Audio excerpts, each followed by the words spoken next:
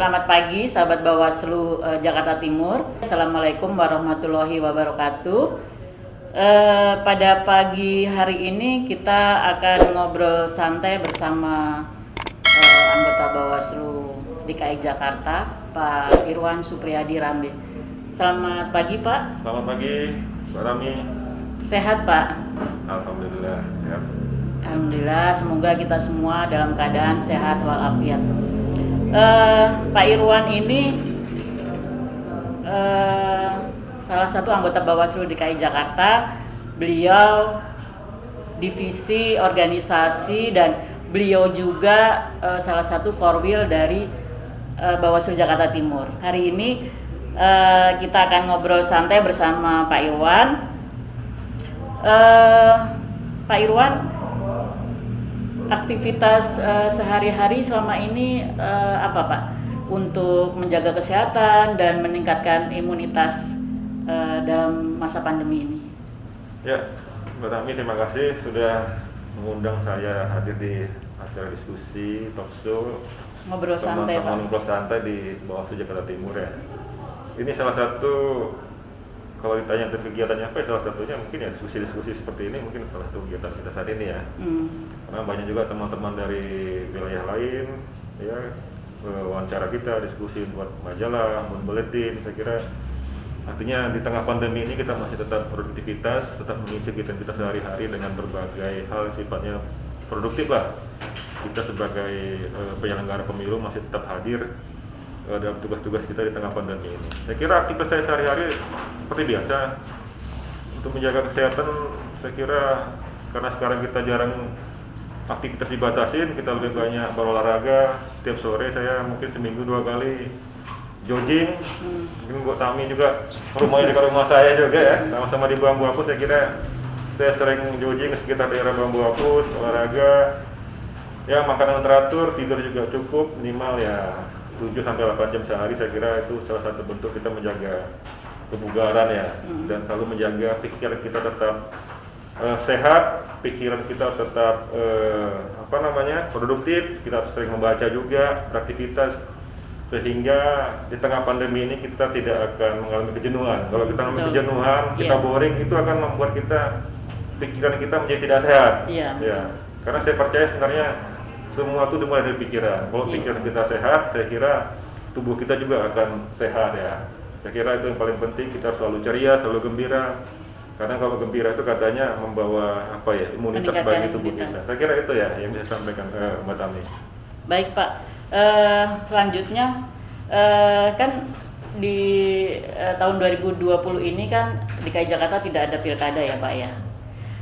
Terus kemudian evaluasi apa yang sudah dilakukan oleh Bawaslu DKI Jakarta dalam hal kegiatan dan program tahun 2020 kemarin, khususnya untuk divisi organisasi yang Bapak pegang selama ini.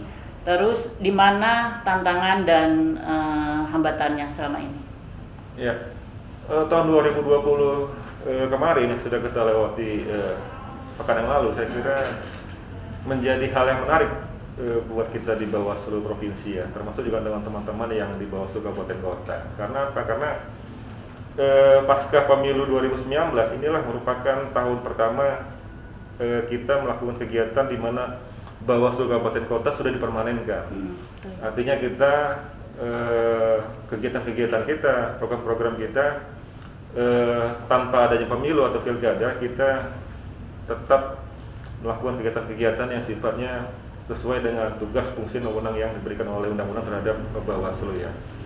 Memang jadi tantangan tersendiri dalam evaluasi kita kemarin di akhir tahun 2020 kemarin, kita mengevaluasi bahwa kita butuh namanya inovasi ya, karena challenging kita bagaimana lembaga ini ketika tidak ada pemilu, tidak ada pilkada atau pemilihan, bagaimana Bawaslu Provinsi dan Bawaslu Kabupaten Kota bisa tetap bersinergi melakukan kegiatan-kegiatan yang saya kira ini berguna buat nanti kita mempersiapkan diri untuk menghadapi pemilu atau pilkada ke depannya. Iya, betul. Ini merupakan salah satu tantangan kita ya, bahwa lembaga kita yang dipermanenkan dari pusat sampai provinsi, kabupaten, kota itu mempunyai tantangan tersendiri. Karena apa? Karena kita sebagai lembaga publik itu dibiayain oleh APBN.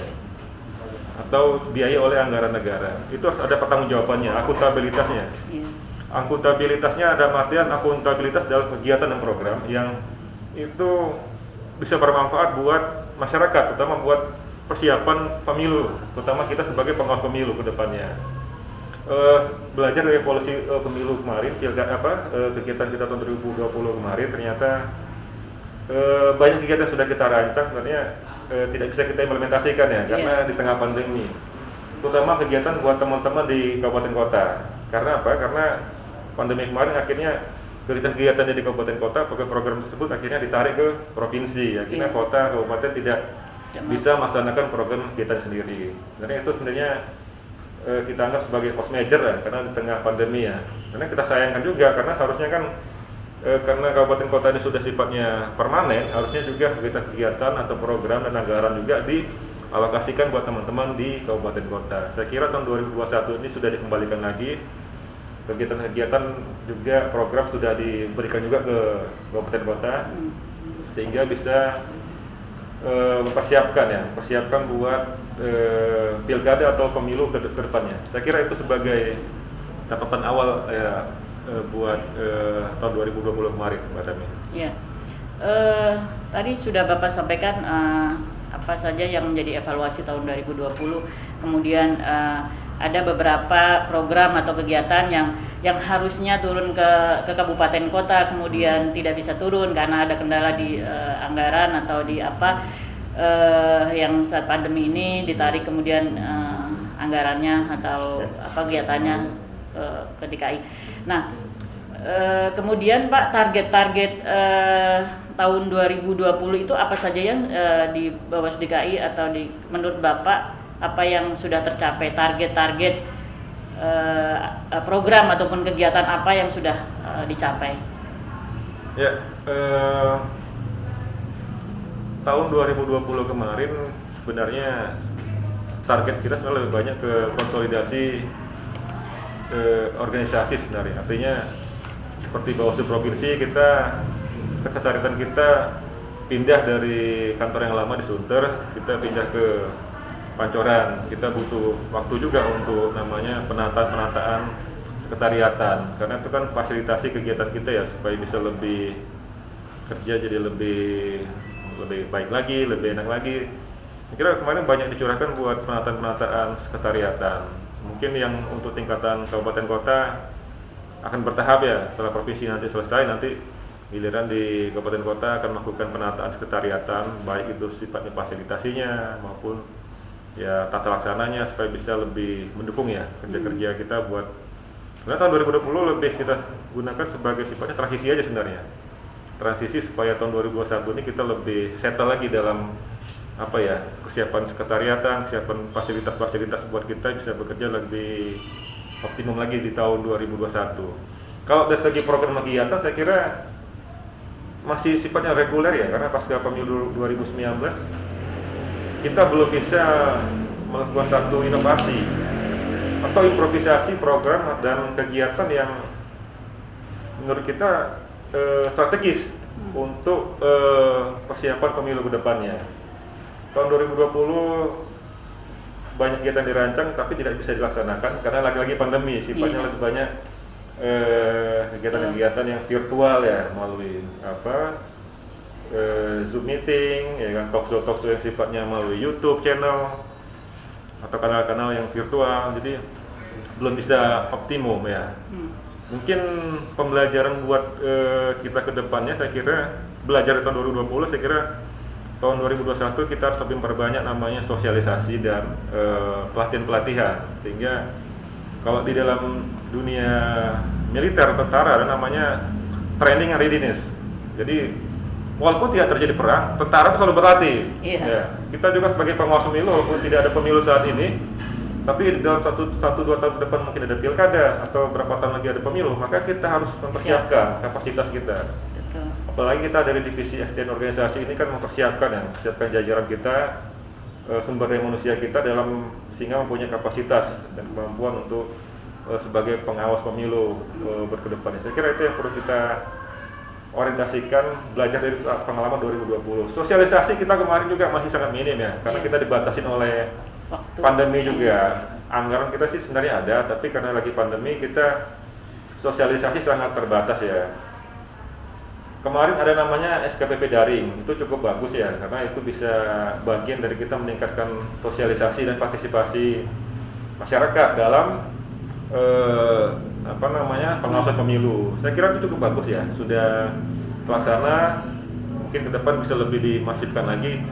Jadi kata kuncinya saya kira tahun 2021 ini, belajar dari tahun 2020 adalah kita melakukan namanya sosialisasi yang lebih intensif, lebih strategis lagi maksudnya, dan juga melakukan training ya, pelatihan-pelatihan peningkatan kapasitas kita, baik itu dalam penegakan hukum pemilu, dalam penindakan, dalam pengawasan, penanganan sengketa, sehingga ketika ada pemilihan atau pemilu kita menjadi lebih siap, lebih ready dalam menghadapi situasi yang akan datang.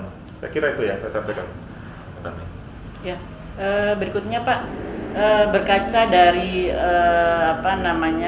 evaluasi kegiatan ataupun program tahun 2020, menurut Bapak tantangan dan hambatan apa saja yang ke depan tahun 2021 dalam tugas-tugas di Bawaslu ini? Tantangan dan hambatan tahun 2021 berkaca dari evaluasi pemilu kemarin. Ya. Kita ini sebagai Bawaslu ini kan lembaga struktural ya. Struktural dalam artian kita mempunyai hierarki ya, dari Bawaslu RI sampai dengan Bawaslu Provinsi, Bawaslu Kabupaten Kota yang sifatnya permanen tadi. Memang tantangan yang kita hadapi sebenarnya hampir sama ya, karena lagi pandemi ya. Jadi kita harus bisa beradaptasi dengan pandemi yang ada sekarang ini sehingga bisa mendesain program kegiatan yang lebih sifatnya lebih strategis di tahun 2021. Ketika kita kemarin membahas program dan anggaran tahun 2021, kita lebih sebenarnya masih perlu mendalami lagi sebenarnya. Misalnya kegiatan-kegiatan apa atau program apa yang tahun 2020 tidak bisa kita laksanakan karena pandemi, tapi karena tahun 2021 ini masih suasana juga masih pandemi, apa yang bisa kita program atau kegiatan apa yang bisa kita implementasikan yang berbasis anggaran tadi. Katakanlah kita membuat acara, teman-teman kabupaten kota banyak kemarin membuat acara talk show yang sifatnya diskusi-diskusi yang nanti bisa disebarkan melalui media sosial atau platform media sosial segala macam. Itu kan kemarin tidak ada anggaran dukungannya. Iya. Ya. Tidak didukung anggaran, semuanya dilakukan secara mandiri, secara swadaya istilahnya. Sehingga harusnya itu tahun 2021 bisa dialokasikan anggaran sehingga yang kegiatan-kegiatan yang secara di masa pandemi tidak bisa dilaksanakan, tapi ternyata ada beberapa kegiatan yang di masa pandemi bisa dilaksanakan, tapi tidak ada dukungan anggarannya. Nah ini yang betul namanya kita inovasi atau improvisasi supaya kegiatan-kegiatan yang 2020 kemarin banyak kita laksanakan, tapi tanpa berbasis anggaran, artinya tidak didukung oleh anggaran yang kita create, kita desain. Bagaimana itu kemudian tahun 2021 kegiatan-kegiatan tahun 2020 ini tidak ada anggarannya, tahun 2021 harus didukung oleh anggaran. Seperti diskusi-diskusi talk-show yang sifatnya dilakukan secara virtual atau mungkin dilaksanakan secara langsung seperti ini, tapi penyebarnya melalui melalui platform media sosial ya, secara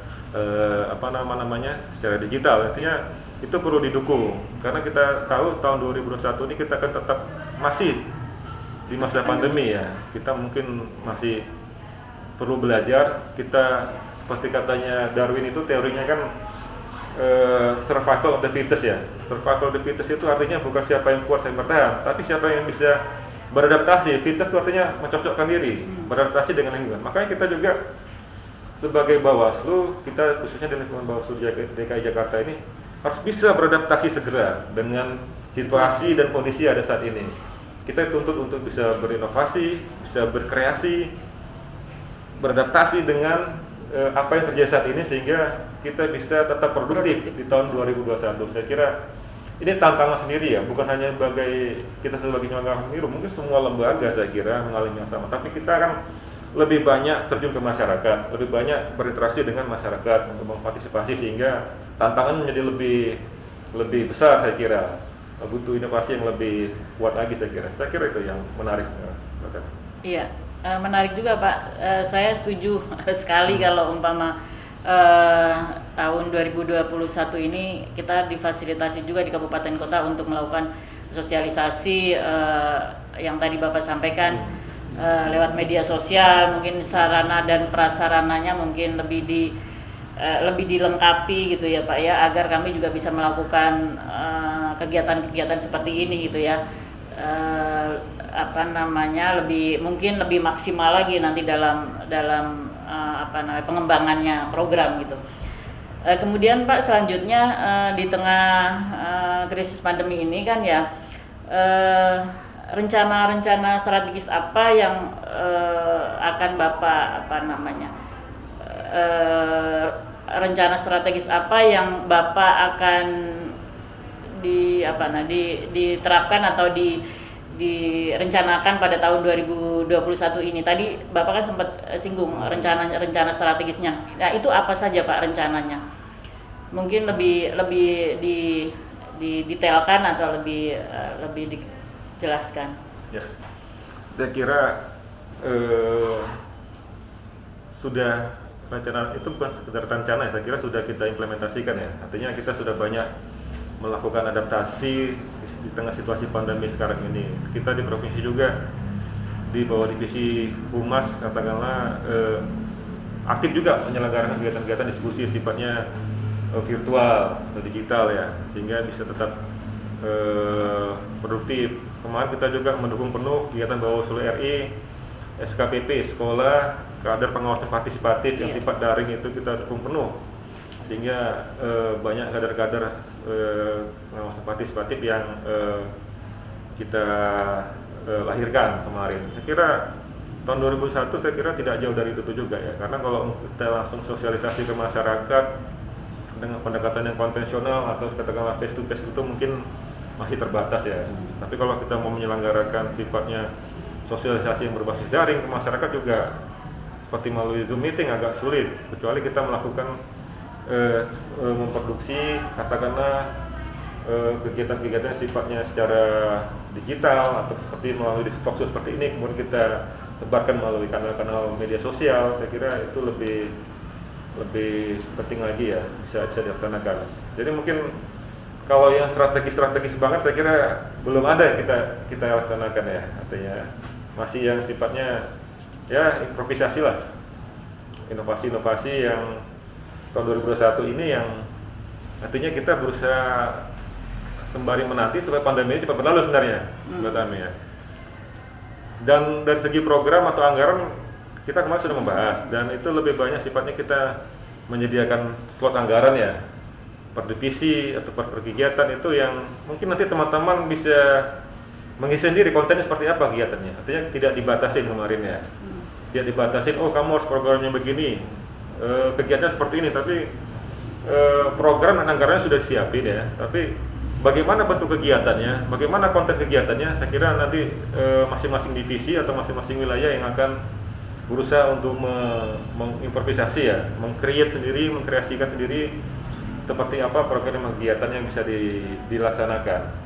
Tapi yang pasti tahun 2021 kita akan siap-siap seandainya ada pilkada tahun 2022, maka kita akan lebih intens lagi melakukan namanya peningkatan kapasitas internal di jajaran kita sendiri sebagai pengawas pemilu, baik di provinsi maupun di kabupaten kota, sehingga kita ada atau tidak ada pilkada kita sudah siap tahun 2001 ini lebih mantap lagi. Kemarin kita dari Bawaslu RI ada namanya membuat research pilkada tahun 2017. Yeah. Saya kira itu penting juga, itu akan menjadi pembelajaran kita. Research pilkada 2017 ini akan menjadi bahan penting kita. Kalau seandainya misalnya tahun depan ada pilkada kembali di ibu kota, di provinsi, itu akan menjadi bahan-bahan masukan penting bagi kita bahwa kendala-kendala tantangan yang dulu dialami oleh Bawaslu pada saat pemilu atau pilkada 2017 itu harus bisa kita atasin seandainya terjadi lagi di tahun 2022. Makanya tahun 2021 ini kita akan lebih banyak mengelaborasi lagi apa yang sudah kita research kemarin. Research publikasi pilkada kita kemarin itu harus kita dalami lagi, apa yang perlu menjadi bahan masukan buat kita untuk melakukan perbaikan atau melakukan peningkatan kapasitas.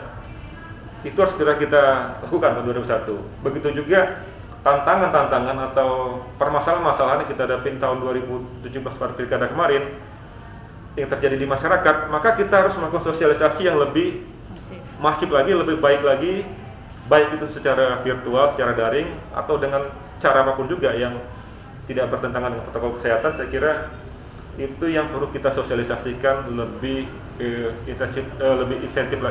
intensif lagi. Misal ada masalah yang ngasih riset itu masalah SARA misalnya katakanlah dalam pilkada 2017 atau mobilisasi massa misalnya. Itu tantangan sendiri kita sebagai pengawas pemilu.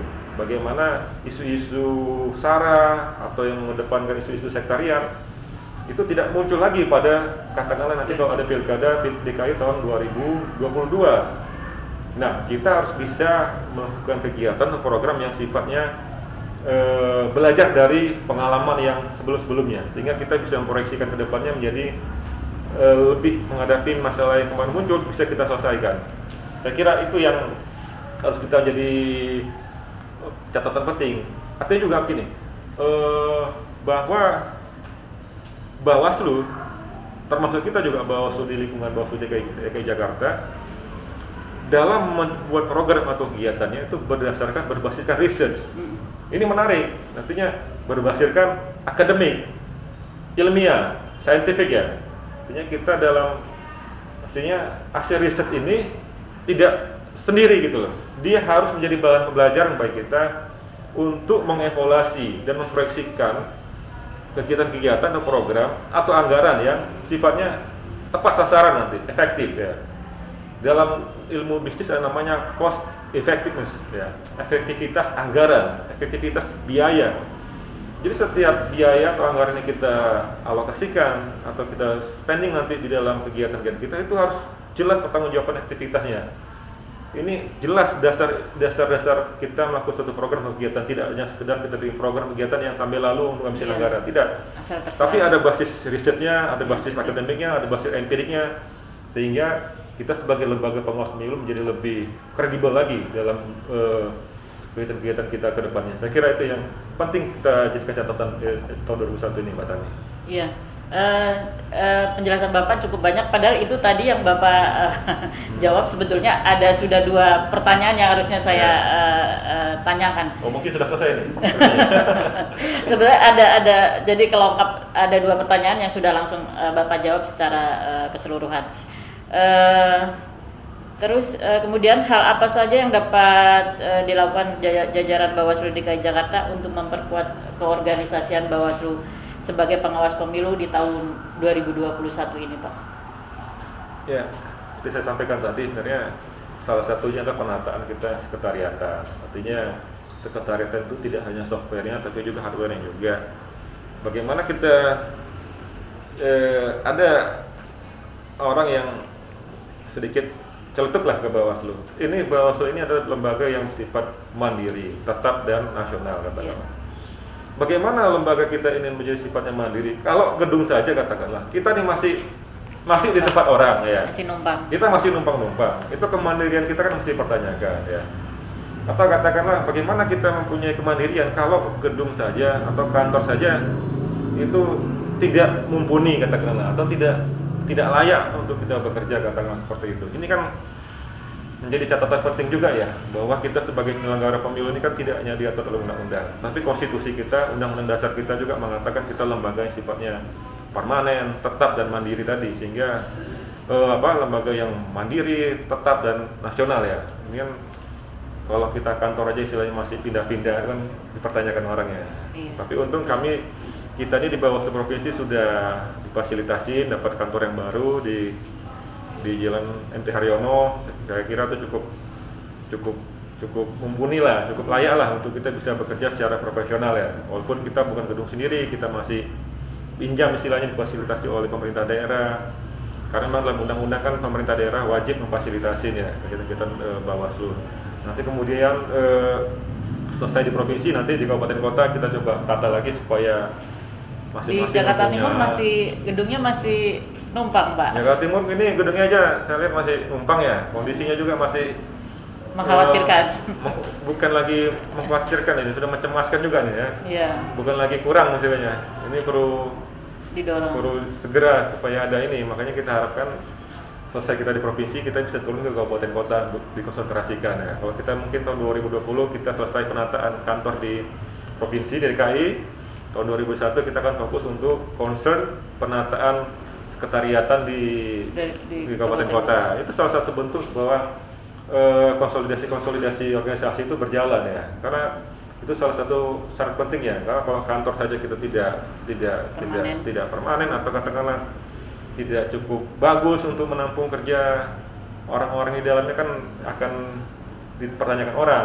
Istilahnya gedung kita ini kan wajahnya kita istilahnya. Kalau orang datang ke kantor kita dia lihat bagus, menarik, wah ini Bawaslu ini benar-benar lembaga yang mandiri ya, mandiri, tetap dan katakanlah nasional istilahnya. Kan ini kata nasional, artinya nasional itu kan tidak hanya di RI, tidak hanya di provinsi kami di DKI, tapi juga di kabupaten kota. Intinya ya kita harapkan ke depan kita punya kantor yang sifatnya mandiri lah, sehingga kita kata kemandirian itu kan terjemahannya banyak, tidak hanya mandiri tidak diintervensi, tapi juga punya kantor sendiri ya, punya gedung sendiri yang misalnya kita tidak lagi minta-minta ke pemerintah daerah, sehingga kita tidak gampang diintervensi. Kan itu salah satu bentuk mandirian sebenarnya yang mungkin itu sepele tapi itu penting juga, ternyata signifikan juga bagi keberadaan kita. Saya kira itu yang akan kita prioritaskan di tahun 2001 bahkan dan konsolidasi organisasi kita. Berarti Jakarta Timur salah satu nanti tahun 2021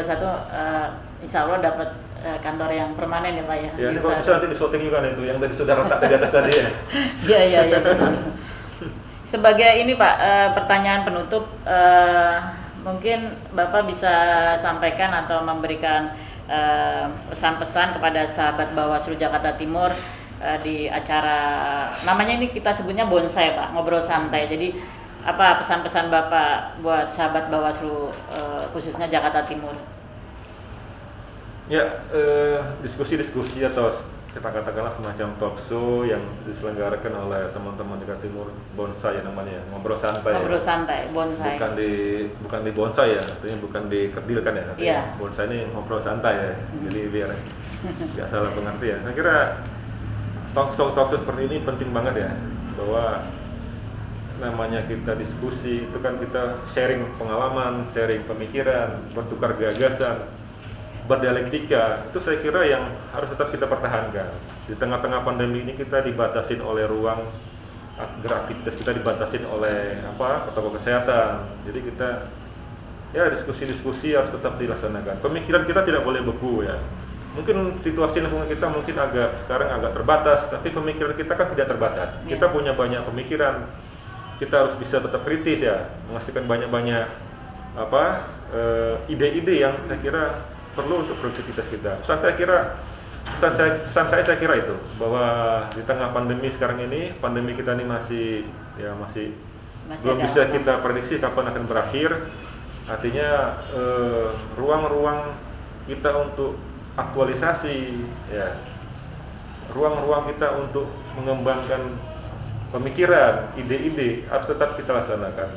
Caranya dengan cara seperti apa? Kita harus banyak berdiskusi, berdialog ya, dan gagasan-gagasan ini harus kita bawa ke ruang publik, sehingga juga publik atau masyarakat bisa mengenal pemikiran-pemikiran kita, mengenal pemikiran-pemikiran Bawaslu tetap bekerja di tengah pandemi. Kita tidak duduk manis, kita tidak tidur-tiduran, kita tetap tidak santai-santai. Iya, kita tetap beraktivitas, bahwa anggaran publik yang dialokasikan buat Bawaslu ini kita kembalikan lagi ke publik. Ini salah satu bentuk akuntabilitas kita dalam bekerja, bahwa apa yang kita lakukan publik harus tahu, apa yang kita kerjakan publik juga harus melihat juga, sehingga Bawaslu tetap hadir di tengah-tengah masyarakat. Kita tidak miskin gagasan, kita tidak miskin inovasi, kita tetap beraktivitas, berkreasi. Bahkan salah satu kata kunci penting di tengah pandemi ini adalah kita harus bisa beradaptasi. Beradaptasi pemikiran, beradaptasi tindakan, beradaptasi dalam kebiasaan baru ya. Itu penting ya, karena memang inilah bahwa masyarakat atau setiap makhluk hidup yang mampu beradaptasi dengan lingkungannya, dialah yang akan bisa bertahan untuk dalam kata Darwin itu seleksi alam katanya, istilahnya seperti itu ya.